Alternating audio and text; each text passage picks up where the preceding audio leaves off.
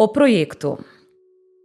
Ministrstvo za delo, družino, socialne zadeve in enake možnosti skupaj s projektnim partnerjem, Zavodom za pokojninsko in invalidsko zavarovanje Slovenije, v letih 2019 in 2020 izvaja projekt Moje delo, moja pokojnina. Projekt sofinancira Evropska unija iz sredstev Programa za pravice, enakost in državljanstvo. Namen projekta je opozoriti na problem pokojninske vrzeli med ženskami in moškimi ter preučiti njene glavne vzroke in značilnosti.